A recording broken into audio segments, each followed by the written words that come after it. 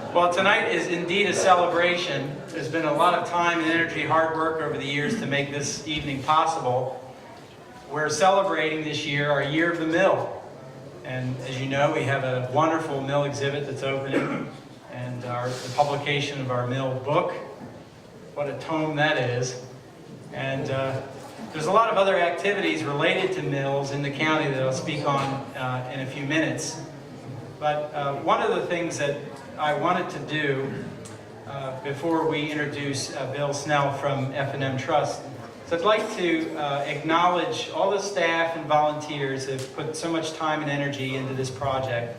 And so Rachel and Peggy and all the interns, volunteers, if you were involved with the exhibit opening, could you please stand or raise your hand so we can give you a round of applause?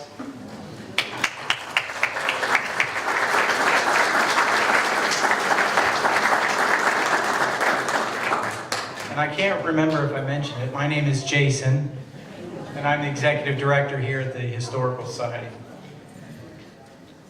We're going to acknowledge our mill book committee members after Richard's talk, but one of the things that some of you are aware of, we've recently launched a new corporate sponsorship program for our exhibits. And it's a 5-year program. We're excited about it. And this year, for the first year, we are honored and are very grateful that F&M Trust has decided to sponsor our mill exhibit. For the folks standing in the back, you may or may not know we're simulcasting in the library room, so if you feel like you can't fit here, the library shouldn't have a live feed. We also have space in the crowd here. If folks could scoot over a chair or two, that could help. So now I'd like to welcome Bill Snell from F&M Trust to say a few words about our collaboration. Thank you. Thank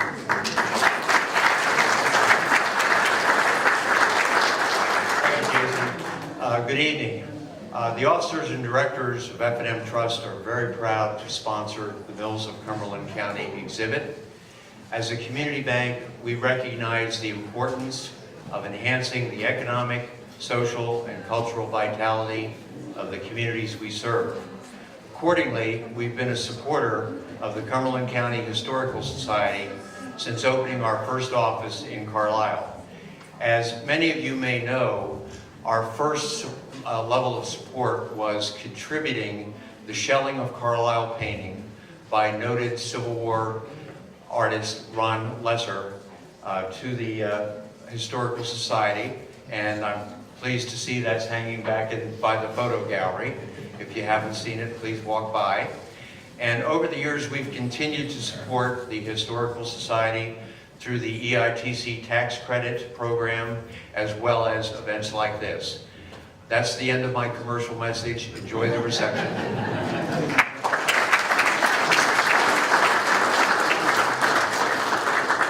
All right, we'll get to Richard very soon. We still have some other matters to take care of. I'm filling in for Linda Mann this evening, and I wanted to mention some of our other county-wide mill-related initiatives.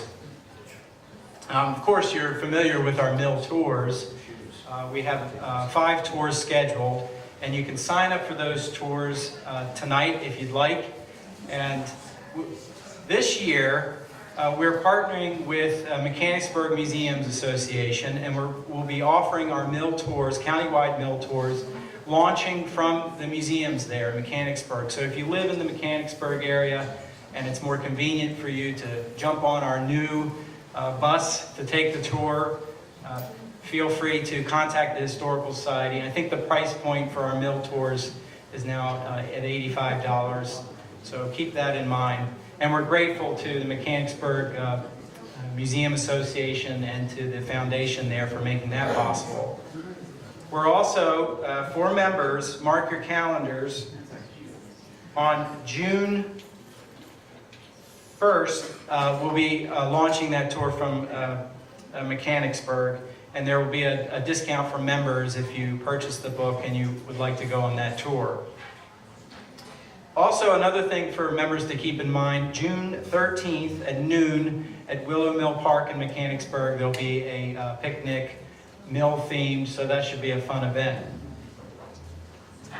As we think about being more county focused in our outreach, one thing that comes to mind is the Visitors Bureau and all the work that they do in reaching out to folks not only in the county but regionally as well and nationally.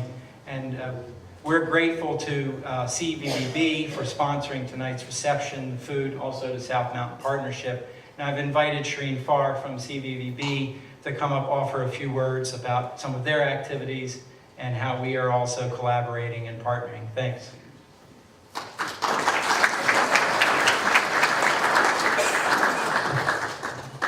And hello. Good evening, everyone. We're very happy on behalf of the Cumberland Valley Visitors Bureau to welcome you here tonight. This is the first Cumberland County Historical Society exhibit opening and/or reception that we've helped to sponsor. I must say I'm very delighted with the turnout and with the event. We're particularly proud that you chose to have the food catered by 1794 in the Comfort Suites, which is our newest food establishment here in downtown Carlisle. So thank you to 1794 for their exceptional job in providing some food and sustenance. We've enjoyed a long-standing relationship with the Historical Society, most recently over the past 4 years in collaboration with the Historical Society, running our visitor center located at the Shops, right up at 33 West High Street. We're very, very happy with that relationship. How many of you have been to the visitor center? Hey, fantastic. It's been a real great collaboration, and we're looking forward to joining you for the mill tours here coming up. Yeah, how many are members, CCHS members? Okay, so the rest of you are wannabe members, right? Great. So we enjoy a fabulous and a very strong relationship with the Historical Society, and we're delighted. I was just telling Jason tonight, with every time I've come in here over the last several months, to see the transformation of this beautiful location and with the quality of the exhibits that they put out every year. The staff here is an incredible resource to our community. Along with the Historical Society, we also have a very strong collaboration with the Appalachian Trail Conservancy, the Mid-Atlantic Regional Office, and through that, the South Mountain Partnership. We've been on the leadership committee for about the last 5 years, and John Peterson is here representing the South Mountain Partnership, and we thought it was, last spring, we were thinking about how we might marry a exhibit opening event with a South Mountain speaker series. And voila, when I met with Mark and Jason, they told me they were going to do a mill-themed exhibit. And I thought, well, that's just perfect. We can tie a speaker series event along with this event and hopefully get some cross-pollination of people with similar interests, whether you're members or not members, to come to the same event. And I think by the gathering that I see here tonight, I think we've accomplished that. So thank you for coming out. There's a great couple speakers coming up that I think you'll enjoy greatly. So with that, I want to introduce John Peterson, who is our director for the South Mountain Partnership, and without him, all things South Mountain would not be. So he's a fabulous resource. We're very happy.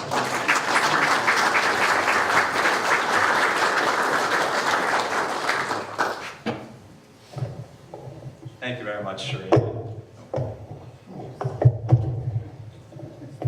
And thanks, of course, to the Cumberland County Historical Society for all of your efforts in pulling together a wonderful exhibit, and of course tonight's tremendous opening reception, where we as the South Mountain Partnership are more than thrilled to be able to participate and join you guys in partnership tonight to put on what I think will promise to be a fantastic event.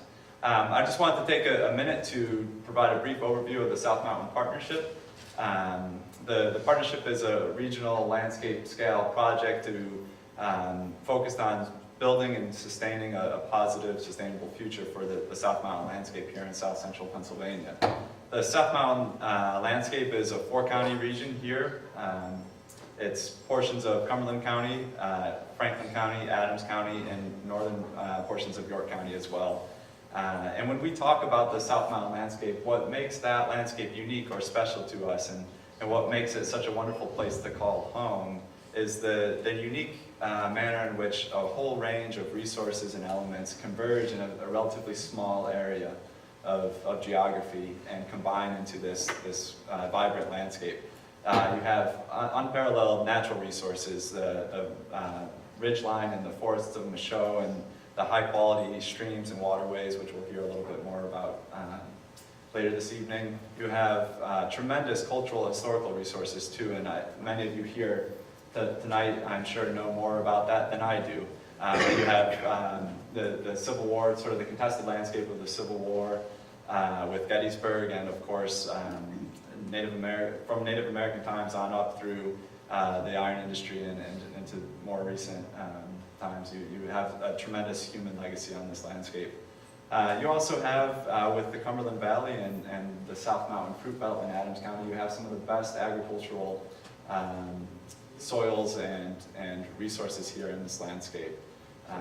And finally, lastly, the recreational resources are not to be discounted either, with 60 miles of the Appalachian Trail running through the heart of this landscape, and 4 wonderful state parks and any number of other trails and recreational resources in this landscape. So really it's that convergence of natural, cultural, agricultural, and recreational resources that we talk about when we talk about what defines the South Mountain landscape. And out of that landscape has emerged the South Mountain Partnership over the last 5 to 6 years, as Shereen alluded to. And the South Mountain Partnership is a collaborative project between DCNR, the Department of Conservation and Natural Resources, the state agency, and the Appalachian Trail Conservancy in Boiling Springs. But it's much more than that. It's a collaboration of nonprofits, of businesses, of academic institutions, of any number of different government and agencies and officials as well. And together we aspire to collaborate on the conservation of those landscape resources that define this landscape and make it unique, special, and home for us. It's my pleasure tonight to introduce the speakers for tonight's speaker series. The South Mountain Speaker Series is a annual series of events that we host to build a engaged and educated citizenry around the conservation of those resources. We view it as a revival of the Michaud lectures that Dr. Joseph Rothrock gave in the late 19th century and early 20th century, aimed at building a public support for a system of forestry and state public lands that were designed to conserve and sustain the forest resource of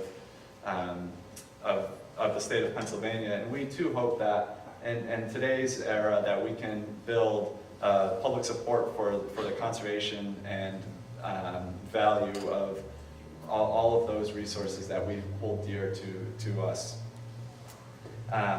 So in that vein, we view the South Mountain Speaker Series as an effort to continue this legacy of education and catalyzing change in today's public.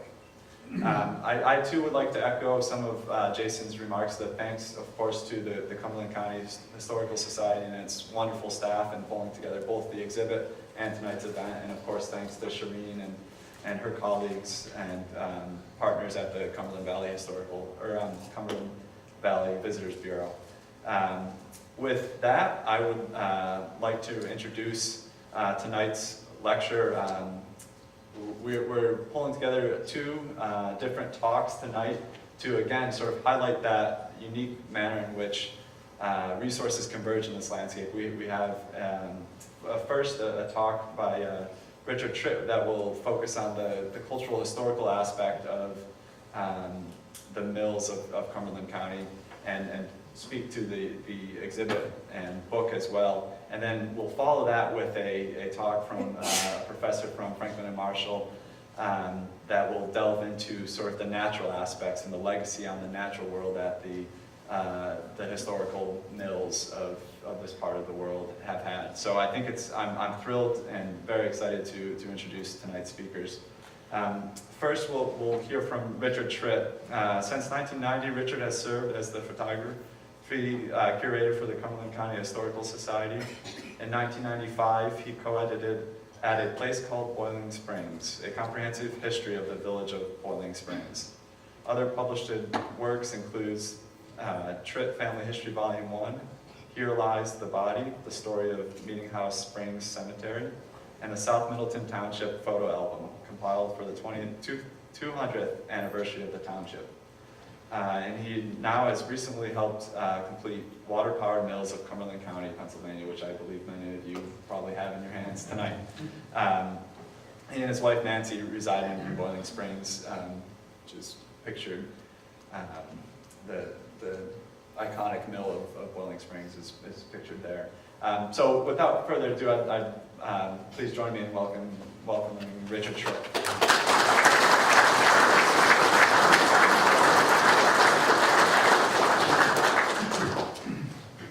Well, good evening.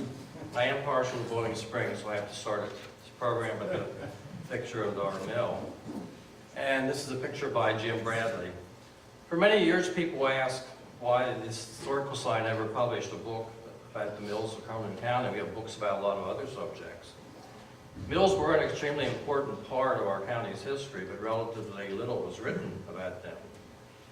So tonight we have a book. This is the book cover featuring a photograph by Jim Bradley of Glen Allen Mill that was taken in May of 2014. And the title is The Water-Powered Mills of Cumberland County. The answer to why no book was ever written or published about the project was that it was just too big. As this map illustrates, there were at least 150 mills at one time in Cumberland County. It would take a lifetime for one person to research, write, and publish a book about all those mills. No one person wanted to take on such a huge project.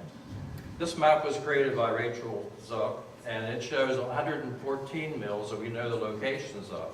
And it's featured in the end pages of our book and introduces major sections. It is color-coded with red for the mills on the iconic Gwinnett Creek and green for those on the Yellow Breeches.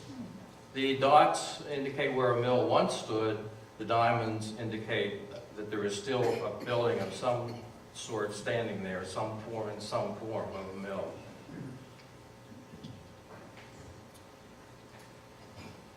In 2010, for some strange reason, which I regretted many times, I felt a pressing need to do something related to the county's mills.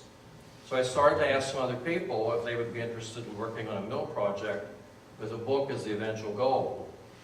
I soon found a number of individuals who said they would help. Most of them, their names are here, most of them were already published authors or were Historical Society staff members or volunteers. So in 2010, we made a proposal to our Publications Committee about forming a committee to produce a book about mills, but we didn't want a target date, so we didn't have any idea how long this project would take. The project was approved, and we met for the first time on April 20th, 2010. And since then, we have been working 5 years to produce the book that's unveiled here tonight. I'd like to take this opportunity to publicly thank the members of the Mill Committee for all the time and work that they committed to this project. It really was a team effort and a huge amount of work. But I think because of our combined efforts and dedication, we've come up with a good product. One of our first committee meetings was held in October of 2010 at Glen Allen Mill in Upper Allen Township. We had a tour of the building followed by our meeting inside that beautiful structure. We did have two people, non-committee members there. This is Paul Miller, who was the son of the last operator of Glen Allen Mill, and the owner here is David McCorkle, who owns Glen Allen Mill. It is a beautiful structure inside and out. This is a photo taken in the fall. This mill inspired us and eventually became an important part of our book, and it's featured on the cover and for many of the graphics within the book. And here are a few shots of the interior of showing the mill stones, a hoist, and a grain hopper. We focused our research on the time period 1750 to 1900 because most water-powered mill activities had ended by 1900. and milling was at its peak in the mid-19th century. This is a shot of Beltzhoover's Mill, which is located in Monroe Township. A mill stood in this site from 1818 up until 1932. Early in the project, committee members each selected specific areas of the county's waterways in which they would focus. Some of them lived in that particular area. For example, I researched the middle Yellow Breaches, which included South Middleton and Monroe Townships. Rachel researched the mills in the lower Conagwinet, from Middlesex to the Susquehanna River. So we all worked on our parts, and eventually, and the book was published. This is Sue Meehan. Part of her area was the upper Conagwinet, and this is the introductory to that section of the book, featuring a scan from the 1858 map, and the highlighted areas are mills that were located in the upper Conagwinet.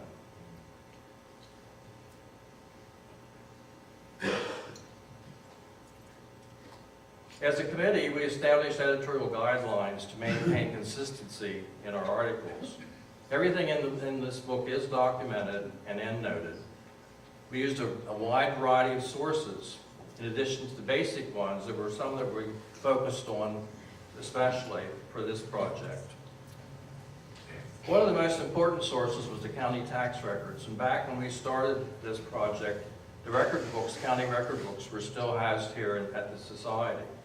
So each member was assigned specific years of the county tax records to search and look for anything that related to mill or water-powered activities. So we actually looked at every page of all the tax books from 1760 to 1900. This data was given to Charles Bender, who organized all this in one Excel file. This search process took 2 years to complete, and we have 6,857 entries in this Excel file that refer to milling. These results helped us to identify the owners of the mills and their dates of ownership. This is just a small little piece that shows you in 1776 in Middleton Township the owners of mills and what kind of mill they owned. Another important source was deeds. Looking at the deeds for properties identified the owners and pinpointed the dates that the property was transferred from one owner to the next. This research was also very time-consuming and had to be done in the Office of the Recorder of Deeds at the county courthouse. This is a page from one of the deed books. Many of these are handwritten. It's for a tract of land in South Middleton Township transferred from the Moore family to Charles Coyle. It was for a part of the Eden Mill Complex.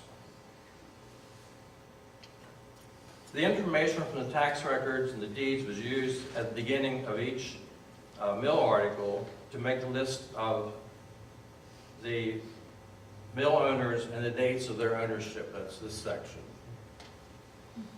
It looks like, it doesn't look like much, but it took a couple of years to gather all that information. You just don't go find it somewhere. You have to put it together. There's a big puzzle. Starting in 1850, the federal government conducted a census of manufacturers every 10 years for businesses that made at least $500 or more a year. This is known as the Decennial Manufacturer Census. I had never heard of it before, but the census provides a lot of detailed information about the operation of mills.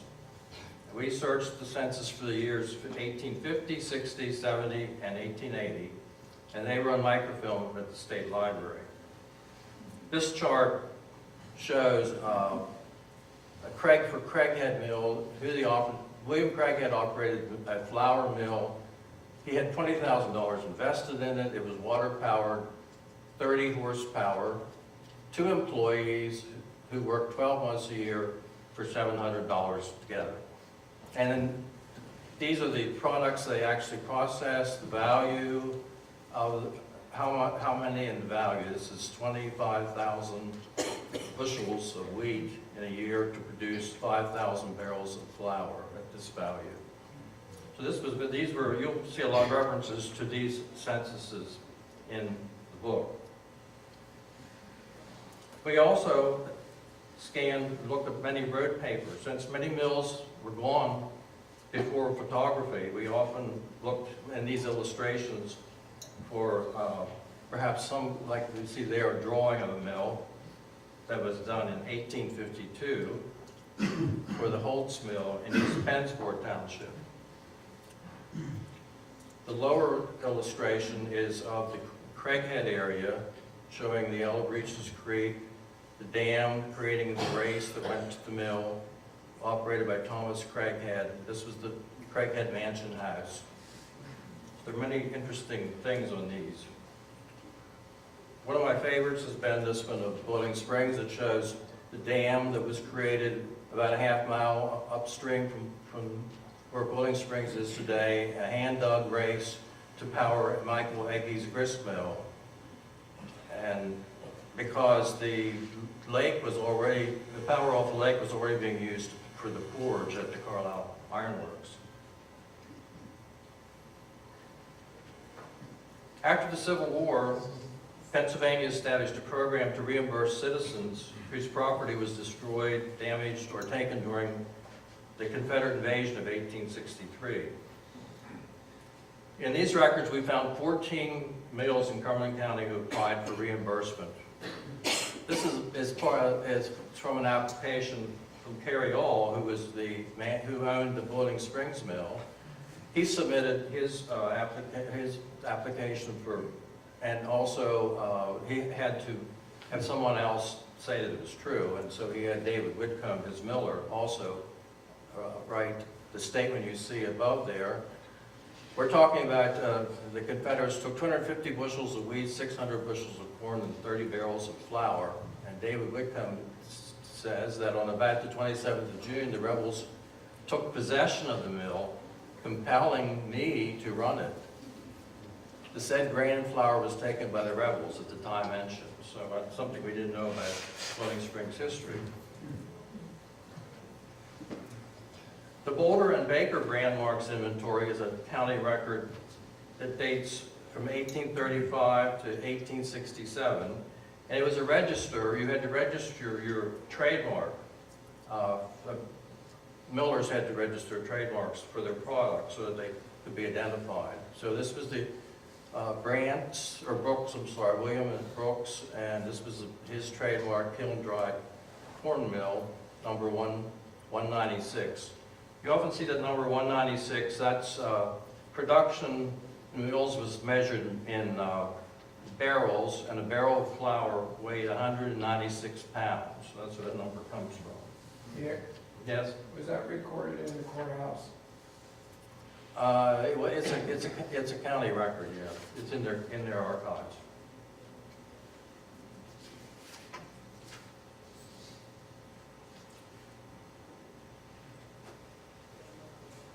Rachel Zook searched many early newspapers, especially the Carlisle Gazette, for any ads or notices related to mills and millers. These are two examples. These ads advertise perhaps a mill property that is to be sold, and it gives you some descriptions of where it's located and how many acres. And this particular one is advertising the services of Jacob Myers, who has a mill for hemp and for grinding edge tools, which was near the ironworks in Boiling Springs. We scanned many maps, throughout the book we used many maps, especially the 1858 map, because that was the closest to the heyday of milling, and the 1872 county atlas. Much to the chagrin of our librarian, we did have to sacrifice an 1858 map. That is a wall map. So we carefully cut it up in pieces, and so we could scan it, and those pieces can be scanned in the future for anybody that needs any details. But the 1858 map and the 1872 atlas were very helpful. This shows the Big Spring Creek and the 7 mills that were on the Big Spring Creek. This is it's from the 1872 atlas showing Middlesex, with the lead tort and the race and the lead tort that was dug, and 3 mills, a paper mill, a sawmill mill, and a grist mill that were located there at one time. They were all owned by Jacob Stauffer. As our project progressed, we learned many interesting things about mills. Mills appeared very early in our county's existence. After the log cabin and the church came the mill. Our early settlers were farmers, and they needed mills to produce or to process their crops. And the mill needed to be within a day's drive so that they could get there and back in one day. Mills were our first factories. They appear in the very first county tax records. Mill activity increased and peaked in the mid-19th century, but with the advent of steam power and electricity, milling waned and eventually was over, basically over by the 20th century. So we're working on the subject that was dead for the last 100 years.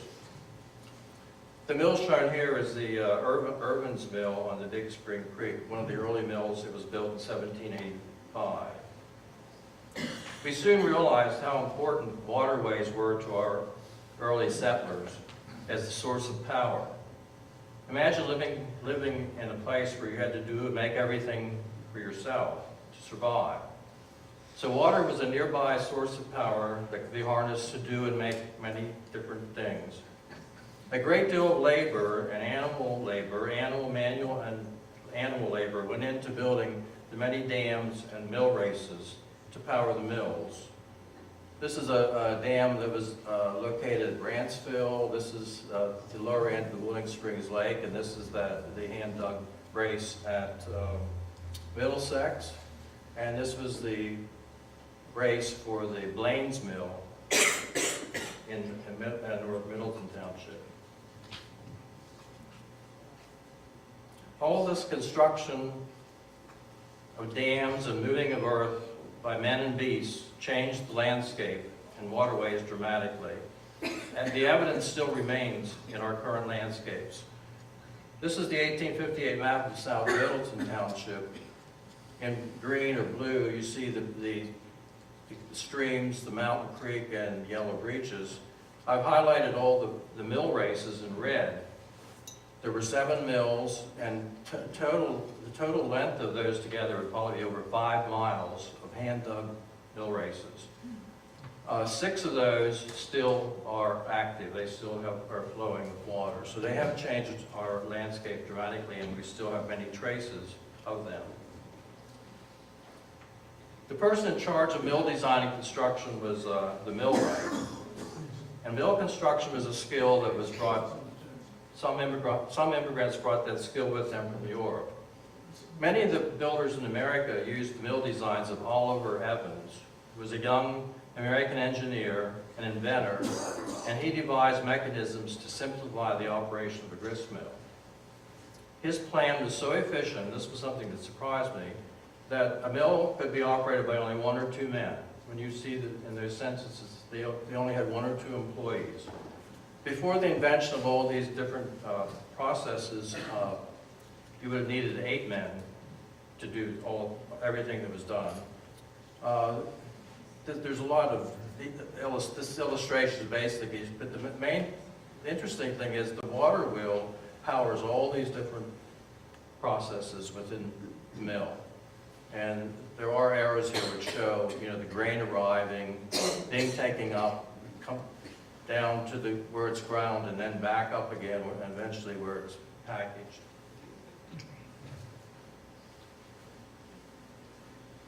One interesting thing we found in several mills were protectorate or ritual marks that were left by the builders. These symbols were painted or carved in the mill to protect it from dangers and evil influences. The double V stands for the Virgin Mary. D probably stands for divine, the Holy Virgin Mary. This mark was found at Good Hope Mill, which has quite a few marks and other marks than these. And Glen Allen Mill also, we found 2 there. So that would be a treasure hunt for people who want to look for some more of those. Mills were very important to the local community. The mill was often the only substantial building in the area, so it served as a gathering place, and sometimes even the post office.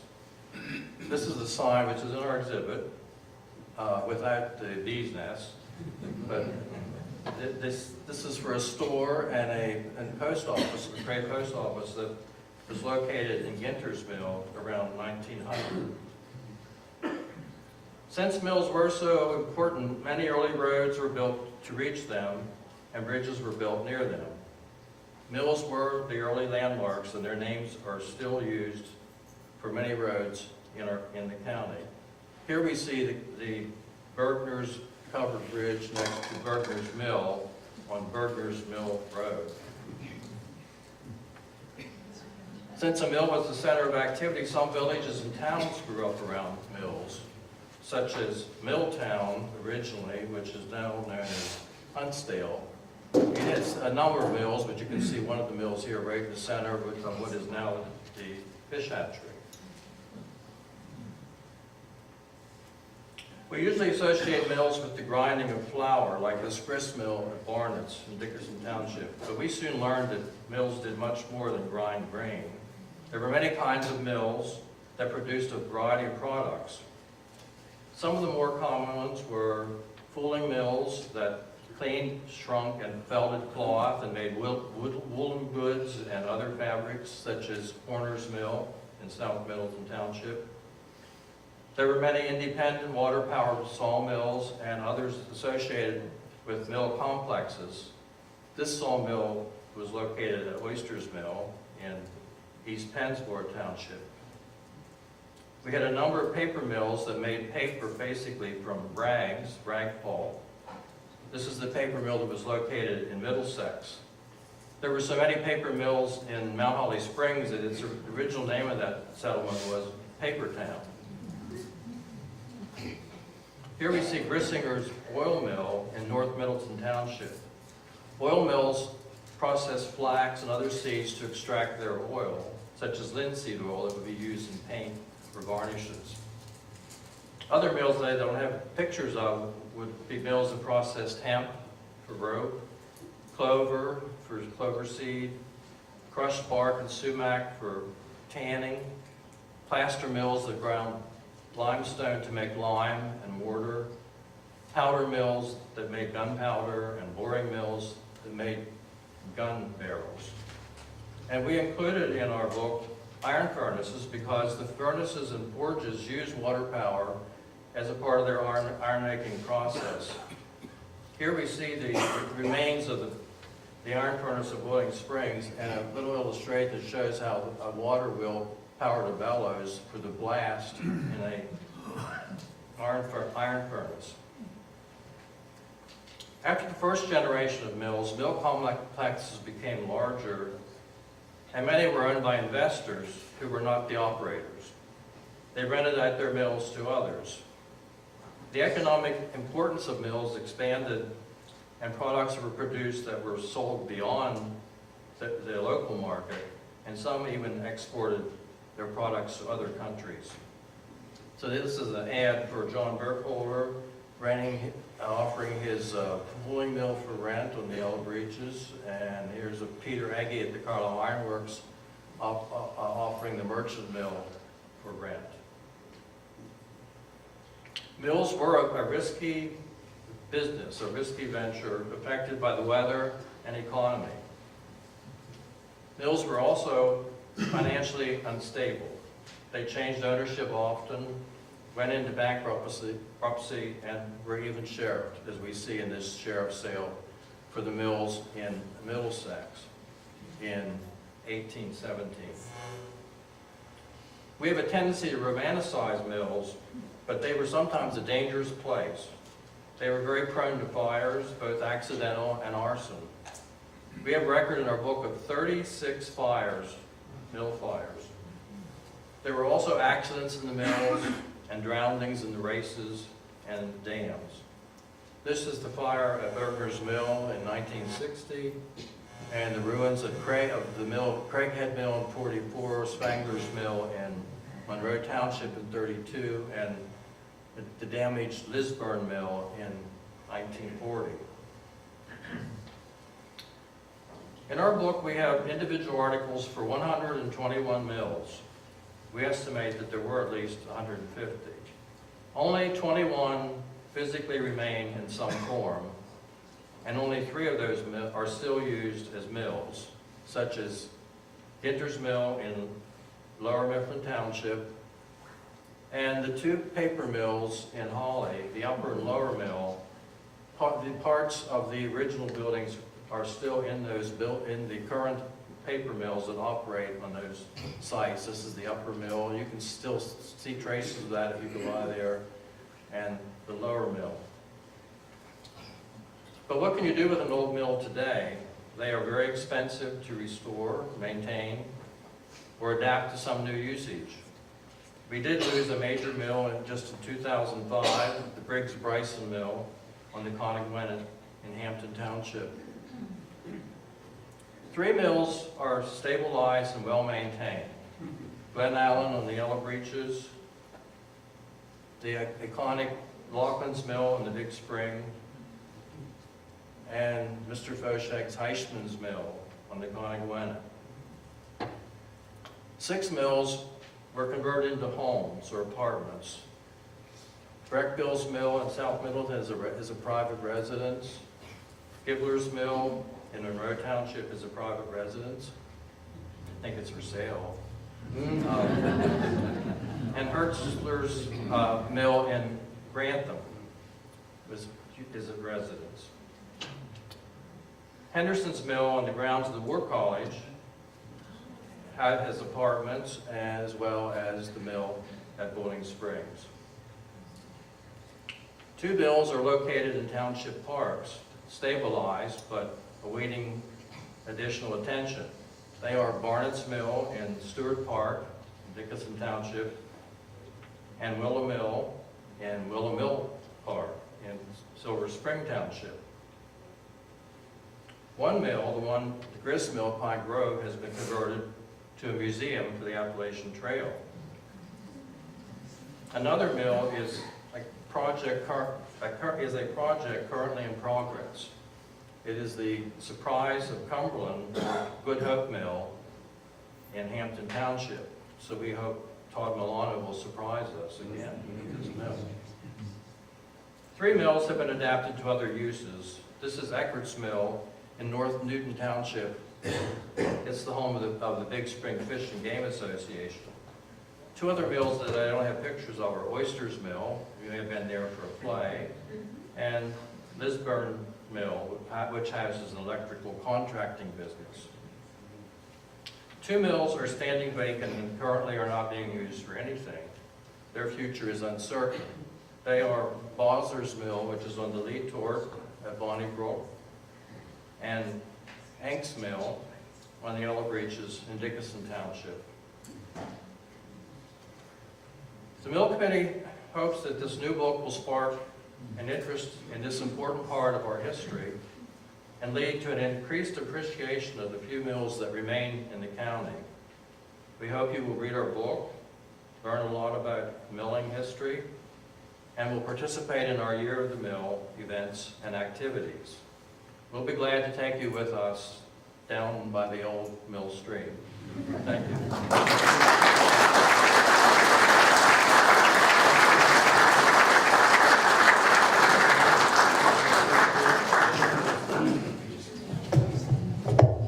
Well, John helps set up things for our next speaker. I would ask that all of the contributing authors of the mill book please join me here at the stage. And it might be a little inconvenient for some, but I'd ask that you come up and stand with me. Been around long enough, I think folks are starting to realize that I'm quiet spoken, but I'm full of surprises. Come on over here. Okay. Sandy's not here. Who are we missing? Bob's over in the library. Bob, come on over from the library. If you can hear me. And Mary Lou, Shaman. We'll give them a minute. Are you set up, John? You ready to go? Yep. Okay. What could I do? A little dance? We'll give them, maybe someone in the back who, staff, could maybe track those folks down.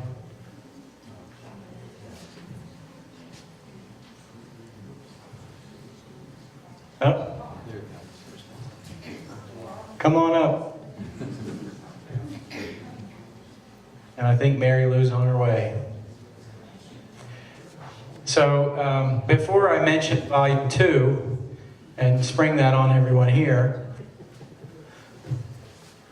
I don't think Mary Lou is here. Mary Lou's not here. Okay, she'll be with us in spirit. We have a presentation for you all, and I'll just read it. To the contributing authors of the Water-Powered Mills of Cumberland County, Pennsylvania, on behalf of the Board of Trustees, mill book sponsors, the entire CCHS membership, it is our honor to extend our sincere appreciation to Daniel Drawball. You raise your hand while I say your name.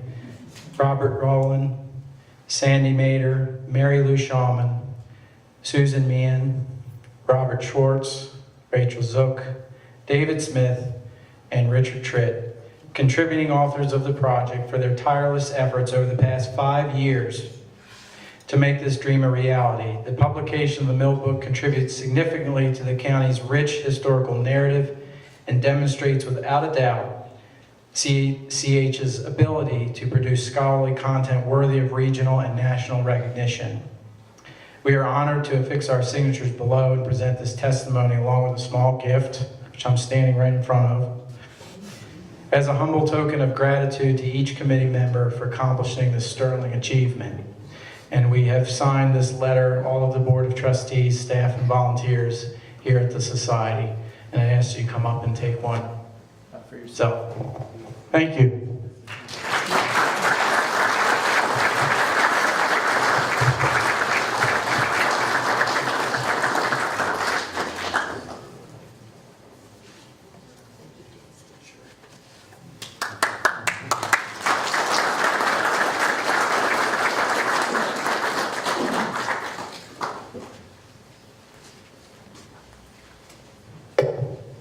Thank you, Richard, for a wonderful talk, setting the context of the rich history of mills in Cumberland County. At this point, I'm very pleased to be able to turn the microphone over to Dorothy Merritts, who will speak to the legacy, the strong legacy that these mills have impacted on the natural world from the time of the 1800s to continuing into the present. And Dorothy will speak to and highlight some of the research that Dorothy and her collaborator and colleague Robert Walter have done, and shifting the way the scientific community understands how small local streams have been impacted by mills. Dorothy Merritts is a geologist with expertise in streams, rivers, and other landforms, and on the impact of geologic processes and human activities on the form and history of Earth's surface. I mentioned Robert Walter, her colleague and collaborator, who has joined us tonight as well, is a geologist and geochemist and geochronologist, and is a leading expert on timescale calibrations in the geological context of human antiquity. Both Dorothy and Robert are professors at Franklin and Marshall College in Lancaster, Pennsylvania. So with that, I'll welcome Dorothy up for her talk.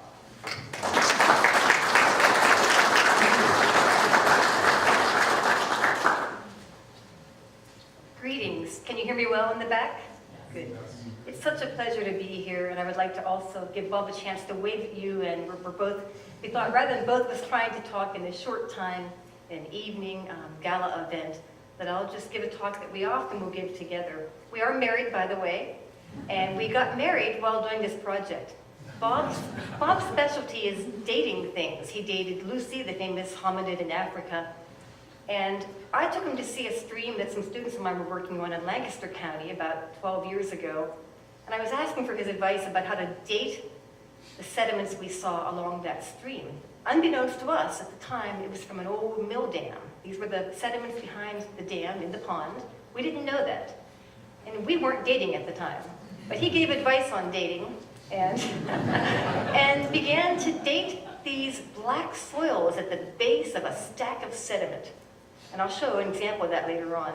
But that then led to this rewarding career for us. We both ceased working in Africa and Korea and Indonesia, and we have spent most of the last 12 to 13 years working in the Mid-Atlantic region. And we find this to be some of the most fascinating research we've ever done in our lives. And we've done some pretty neat things. So it was very exciting to hear Richard Tritt talk about all the mills, because we come at this from a geological perspective. We see the evidence of these mills in the landscape. You just saw these remarkable pictures of buildings and people and records of the wheat that they were grinding to make flour. What we see is a very strong signature of all the soils that come off the hillsides while they were growing wheat and corn, and while their sheep were munching the grasses that later became the wool. All that soil that moved into the valley bottoms got trapped behind all those mill dams. He showed along Yellow Breeches and the Cunningham de Gwinnett, dam after dam after dam for all those mills. And you have to wonder, why so many dams? Well, it was like oil. That was water power. So you can see what we do today to get oil, how important that is. It was also like the dot-com industry. As he mentioned, many people were investing in mills. Thomas Jefferson had mills, Ben Franklin had mills. Nearly everybody with money was investing in milling because milling was such an incredibly economically powerful and mover of the economy. It was progress. So here's the landscape record, different than the record of buildings and so forth. There were dams galore. Every one of those mills, just about every one had a dam. Some of the dams were 5 feet high, some were 10 feet high, some were 30 feet high. And this is long ago. These dams aren't even in the National Inventory of Dams maintained by the Army Corps of Engineers. They don't know about these dams. They know about 70,000 newer, younger, bigger dams. But there were 65,000 or so of these kinds of dams in the eastern US. And they had ponds behind them. So imagine all this sediment that was coming down off the hillsides with all that farming for generation after generation, moving into the ponds. And in fact, by 1919, this pond, which is the one just near Mount Holly Springs at the old Eaton Dykeman Dam, so just upstream, that was the dam in 1982. It's now gone, part of it's gone. But prior to that, in 1919, the pond behind it was completely filled with sediment. Those are sandbars, even though there are canoes over there. Completely filled. In fact, the state began to keep records on all these dams just after the Johnstown flood in the 1890s. They were concerned about these dams breaching, and this dam had breached 5 times by 1900. It would typically fail at one end or the other, often over where the race was located. This dam was 700 feet long, and the sediment behind it is somewhere in the order of 150,000 tons. Now that was the soil on the landscape when the Europeans began removing trees for charcoal and began farming, etc. And that soil ended up down here in the valleys behind these dams. So what happens then when a dam breaches? What happens to all that sediment? Well, I'll show you. We're going to now go look at that dam that I just had up. That's right here in this 1858 map, I believe the same one that Richard was using. That's Mountain Creek flowing north towards the town of Mount Holly through the water gap there. There's one race, and there's some other sort of a race up here. One of these long hand-dug structures that is a marvel that they did this. And there's the mill right in here. It says paper mill right there for it. And what I'm going to show you now is the pond behind that, close-up view in 1938. So there's the dam right there. The mill's right down in here. And we're going to go look at these arrows. That's the pond as of 1938. That's a view of us there in 2007. At that first arrow, we're standing right here. Because the state removed a little bit of the dam right there, 50 feet of it in 1985, and instantly the stream went down through it all like a knife through butter, right down to the bottom, to the base where the original valley bottom was. So nice big streams cut all the way through it, and ever since the banks have been retreating across the valley bottom, and as they do that, they expose for us the original valley bottom. So everything there is historic. And not only that, it all accumulated pretty rapidly. Bob has done some very cool dating to show that once they built the dams, the influx of sediment was so great that they filled within a few generations. So people ended up, without having very good ponds for their milling, they had these mud-filled reservoirs. They had to keep dredging them at times, so we'd actually breach them a little bit every now and then to flush sediment out. Then, of course, they breached on their own. What's under it down there is the original valley bottom, so some 12 feet down. So we've been monitoring the erosion of that bank. So Bob and I figured out pretty early on that this was a major source of sediment to the Chesapeake Bay, and we thought, oh, how cool is this? I know, some of you know, right? So we were invited to give this breakfast to some, we thought, farmers, the Agricultural Issues Forum. So we got to this breakfast at the Sheraton Inn at 7 a.m. and everybody was in suits and they were all senators. Chair of the House and Ways and Means Committee, Senator Noah Wenger. I thought, gosh, why, they aren't farmers, and why do these people want to know about all these little mill dams and ponds? So we got up and gave our fun talk, and we're all excited, and people weren't as excited in the audience at first. And then they came up to us afterwards and said, do you know what this means? And we didn't really, but we kind of bluffed a bit and said, yeah, we do. And they said, you got to come down and talk to the Chesapeake Bay Commission folks and the Chesapeake Bay Program folks. So we did, and then we learned that no one knew about all this sediment, millions of tons of it. Think of all those dams on those maps, all that sediment behind every one of them. And every time a dam breaches, it unleashes all that sediment. Plus, there's some original landscape down there that we don't quite know what it was. So we spent a lot of time as geologists, there's Bob, going along. We cleaned that face off, actually, March a couple years ago, trying to see what's down there. Where's the original landscape? That's all historic. That's the soil from the original landscape. We find Native American artifacts down there, sometimes colonial roads they had built to get across the valley bottom. And it goes up and down. It's going down over here, and we find buried lakes and buried wetlands and buried forests on the edges over near the hillsides. Here's a student of mine standing upstream, and you can see all that historic sediment. And then note the rubble, these large rubbly deposits. We thought, well, what are they? You're going to see later on, they're from during the last ice age. This region was not glaciated. We're a little bit south of the big ice sheet. It was to the north of us near Route 80. But it was permafrost and tundra, like northern Alaska or Siberia. The ground was frozen most of the time. And it was frozen most of the time the last million years, and that matters because when it would thaw, these things came off the hillsides, these piles of rubble, down off the hillsides, down to the valley bottom. So the valley bottom's filled up with boulders and cobbles. And then, around 12,000 years ago, it got really warm, and those boulders and cobbles quit moving, and there were nice wetlands forming everywhere, and they were there until the Europeans arrived. Wetlands and bog turtles and all kinds of amazing birds and wildlife. Then the Europeans arrived and began building dams across all those valley bottoms. They went to the narrowest spots they could, and they built one after the other, and there were laws passed to encourage milling acts in every colony, every single one, and then eventually every state, until they had so many mills, they had mill crowding. And then they had to pass anti-mill crowding acts. Okay. So that's what's then driven the changes in our streams, and these changes will be there for millennia, thousands of years. All right, so some maps of the one particular dam. So we have the historic maps that the state was a topographic map the state was using in the early 20th century to find dams along Yellow Reaches and dams along Mountain Creek. There's Mount Holly Springs. So we're going to go look at this one right here, and they had numbers for each of these. And they gave them colors, much like what Richard had shown, the colors to indicate if they're still there or not.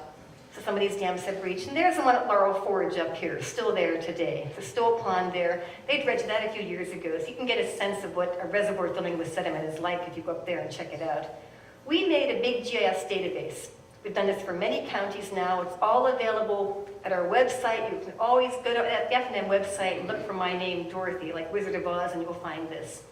So it's interactive. You can use Google Maps to look at it. You can do all kinds of cool things, and you can find all of these dams or mills, and you can find what kind they were as of 1858 or 72, etc. So we're going to focus in here then on the Mount Holly Mill. So as I said, we have these websites, and I'm going to show you what they look like rather than try to go online right now. So here's what our website looks like. You can click over here and say, I want to look at the 1858 map, and then you can go down through here and you can find the stream you're interested in, you can look at the kind of mill you're interested in, and then you can get for a given stream the number of all the sites of all the mills. And you can zoom in on that and look more closely, like in Cumberland County. And you can click on one to see what kind it is and what's the location of it, and how do we know. We know that from the kinds of maps that Richard was just showing.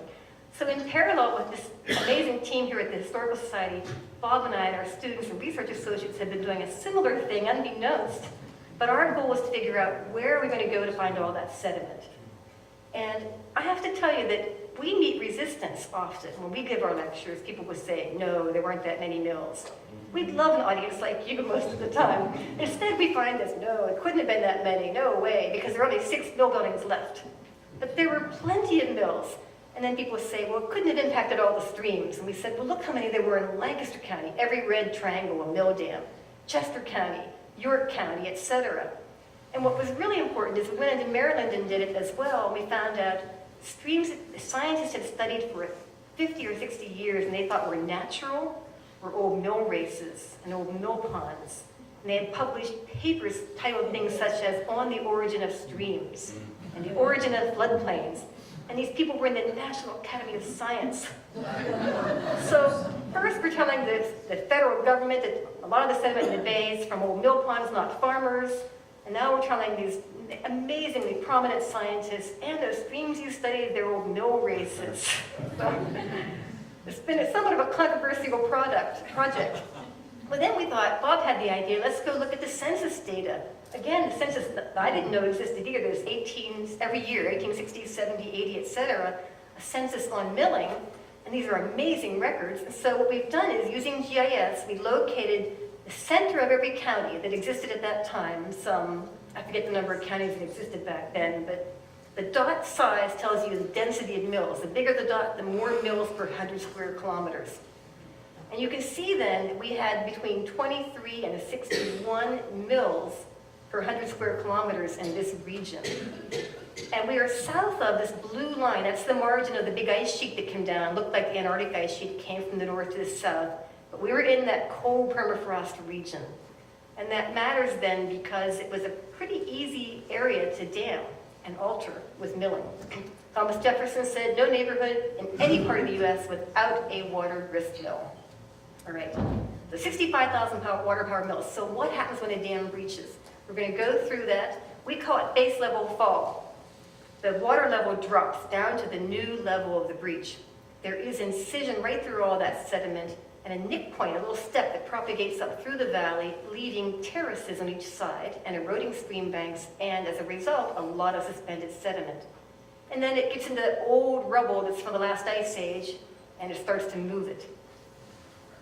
Okay, so here's an old dam in Lancaster County in 1919, clear across the valley, one end to the other, and they put this step on a valley profile. There's a valley profile from up in the headwaters to the mouth.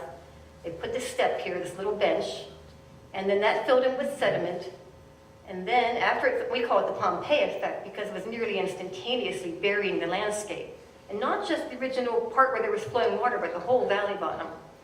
So there's the mill dam, and when it breaches, the stream cuts through that and makes a little nick point going up through the valley. So I'll try to show you a video of that. See if this works.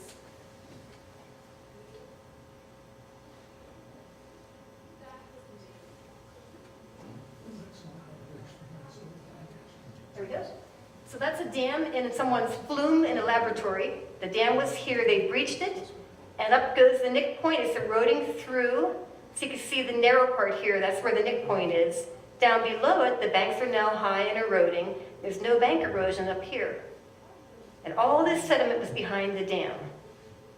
And eventually the nick point goes all the way up through the valley, and all the banks are now high relative to the bed. And you can see all the stuff calving in like icebergs. So that's what happens, and that's what's happening on all of our streams throughout this region because most of the valley bottoms are filled with historic sediment. And that's why there's so many efforts to try to restore them. It's a legacy that will go on, as I said, for probably 1,000 years because there's so much sediment in these reservoirs that It's going to take a long time to cut down through all of that and for the banks to erode laterally back and forth. Here again we are in Mountain Creek at that dam that I keep showing. That's right after they removed the dam in 1985. That's the stream. There it is just a few years later, and here it is now. They even wrote on this photo here, former lake bottom, after they took that photo. So Speedwell Forge had a partial breach of the spillway a couple of years ago during Hurricanes Irene and Tropical Storm Lee 2011. So we ran out there to photograph it. And you can see all the historic sediment, because way up the valley is a 65-foot high dam. Well, I'm sorry, it's about a 40-foot high dam. But underneath it is 3 old mill dams and 3 old mill ponds. They built this dam on top of an older dam, and there are 2 more upstream that were completely flooded and submerged. And when the stream cuts down, when it did cut down a couple years ago, you can see then the edge. That's the edge of that historic sediment. That's our new so-called floodplains. That's what we have in the region, all these benches that we call floodplains. That's these, because there was a dam nearly everywhere. And we know that's the case because we can find it on LIDAR. LIDAR is laser mapping of the Earth's surface. We use it to make these profiles to show us, here's a dam going downstream, and that surface is that sediment. And we can see it all over, and you can see it again on our website as well. All right, so here's where the student discovered this 20-foot high bank of sediment, and Bob and I went out there, and I said, hey Bob, can you date this before we got married? And so we stood there and puzzled and thought, look at this little bitty stream, how to get 20 feet of sediment, and there's this black layer down there with all kinds of organic matter and leaves and so forth. And we began to realize then it was all from some mill pond, and we found the remnants of the dam right down here. And then later we found a photograph taken from just downstream down there looking back up towards our student, taken in 1919, and there's the dam. So it was intact, it had breached a couple times. And we began realizing people were blaming cows for these kinds of stream banks. And we thought, well, gosh, no matter what's going on, if there's an incision after dam removal, it won't matter how many cows you do or don't have, we're going to have bank erosion here. And then we started thinking, well, what's underneath all of that? So I'll get into that in a moment here. All right, so historic maps, we use those quite a bit as here at the Mount Holly site. And there's a 1914 survey showing the dam, showing the pond. There are the photos that I showed earlier of the pond and the dam itself. And some Dickinson students went out there with Candy Wilderman as professor, and they actually took canoes out there in the 1970s, and they measured the water depth, and it was at most about 40 inches deep. So it was very shallow. And yet there was 13 feet of sediment under that. And then there's the dam in 1915, just after a partial breach. It was repaired, another flood the next year. And you can see this hill here. My students call it Mount Watermelon. So there's Mount Watermelon there and there. In 1985, the state began draining it. So in June of 85, they drained the water out. There's all that sediment where there had been 40 inches of water when Candy was there with her students.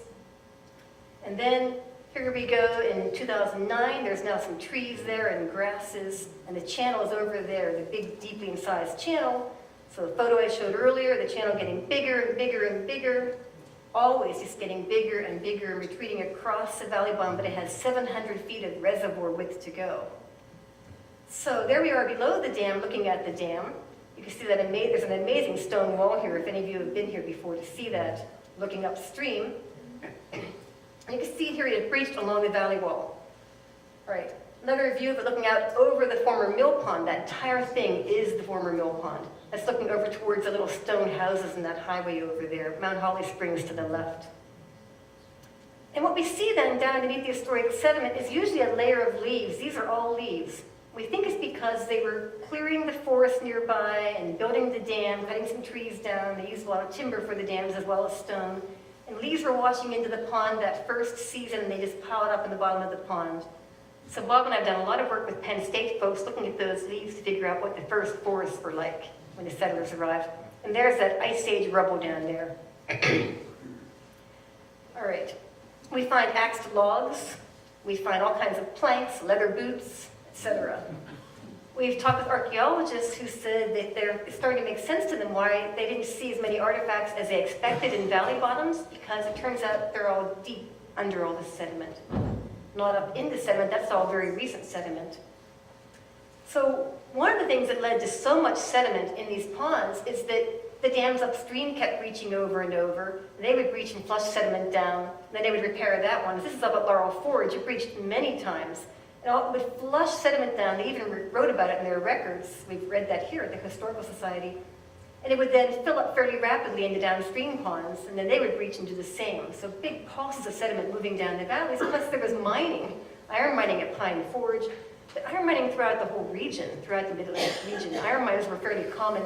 And on the hillsides, they were removing trees to make charcoal. So massive amounts of soil erosion. We call it the Himalayan effect. It's like these Europeans came to this fairly low relief landscape, and they're getting sediment loads that are equivalent to what you would get in the biggest mountains in the world. All right, I'm going to skip this for now. Let me skip this part. This is us, the yellow and red lines. We're going along year after year, surveying with GPS equipment to keep track of how the banks are retreating with time and how much sediment is being loaded into the streams downstream and eventually going to the bay as a result. And I'm going to skip over this. So there's one of our cross sections where we're doing this kind of work. Cross section 2, we call it. That's South Mountain. And you can see then that what we've shown here is the stream bank retreated from there to there in about 3 years.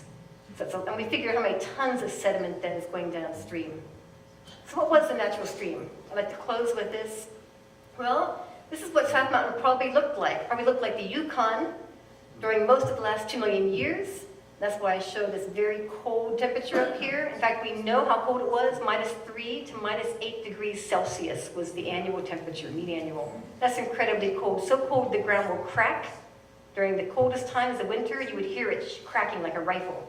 It would make big cracks in the ground, and there was probably a lot of snow, and then when it would all thaw and melt, it would flush off the hillsides. So Mountain Creek Valley would have looked something like this, we've determined, because of all this permafrost thaw, and that leads to all that rubble down there. And then the last 10,000 years probably looked like that, where the valley bottom got very lush and green, and the bog turtles were living there. And we see this, Bob and I have seen this at every site we go to throughout Maryland, Pennsylvania, Virginia. These kinds of valley bottom wetlands were widespread. We find the seeds, we extract the seeds, we determine the types of plants. And that's a very typical post-glacial, post-permafrost landscape. All right. In the Arctic today, this is happening.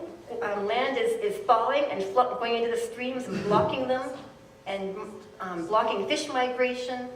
Another way we know that's happening is by looking at LIDAR.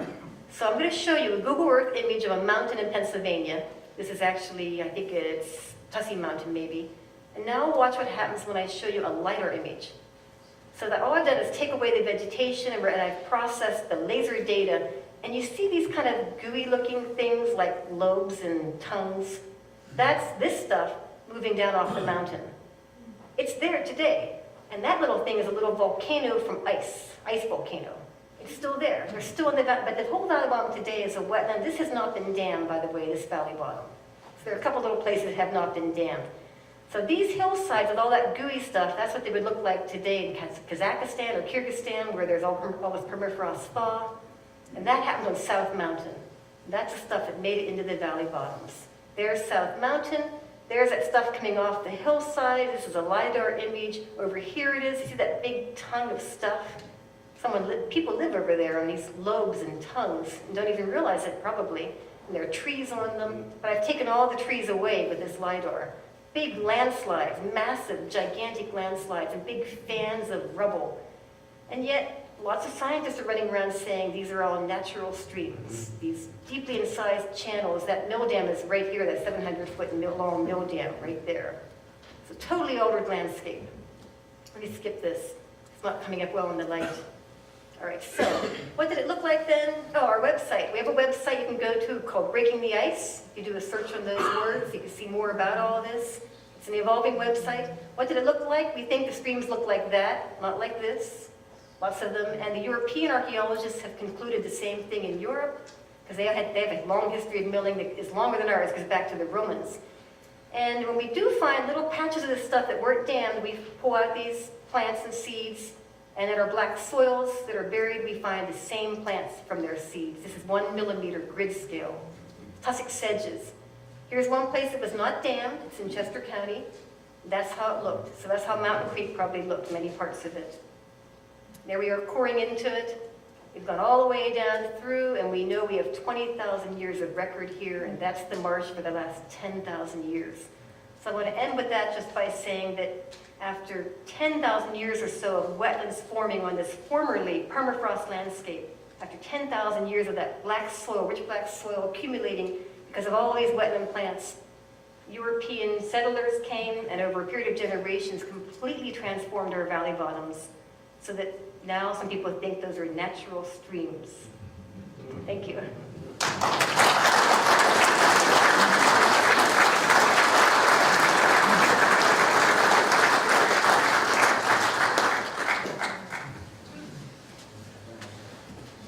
Well, thank you again to both of two wonderful talks tonight. We do have a few minutes, and I wanted to open it up for questions of either Richard from his presentation or Dorothy and Bob on their talk. If anyone had any questions, be more than happy to invite the speakers back up to answer any questions. I'd like to get their webpage, address, and so on. Is it just a couple slides back? I just didn't have a chance to. I believe that's their website.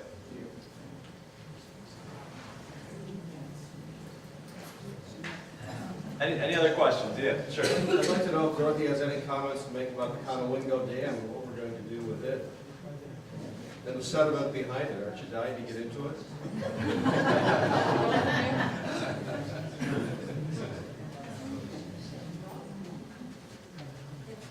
Bob and I think that much of the sediment coming down into that reservoir today, the 4 million tons a year or so, is probably from the breaching of these thousands and thousands of older dams. So we've done a lot of work now with farmers and come to conclude, Bob and I have come to conclude that for some time now, most of them have been trying very hard to do a really good job with no-till and contour plowing and so forth, but they're up against another factor which was unrecognized, which is the continuous breaching and removal, funded dam removal efforts, because they're safety hazards. They're obsolete, most of them. So that's kind of, it's at odds with an effort to reduce soil erosion from farms when the streams themselves are gushing so much sediment. So we actually have been involved in a very major long-term restoration project where we removed 20,000 tons of sediment from one former mill pond, and we restored the wetland that was there. And we're hopeful that maybe that kind of effort will lead to reducing sediment going to places like Conowingo Reservoir, because we're targeting the source of sediment right there where it's coming directly into the streams.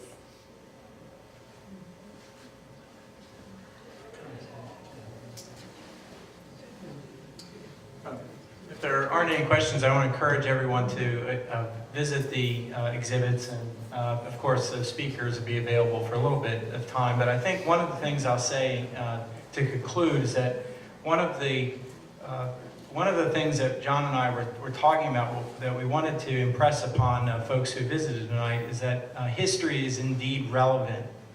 And I think tonight's lectures is a testament to that we have that historical narrative, but when it's examined in the light of contemporary issues, I think you can definitely make a case for history, and that's something the Historical Society has been championing for decades. So I'll just conclude with that remark, and John, I don't know if you had anything else, but thank you for your time and for visiting us this evening.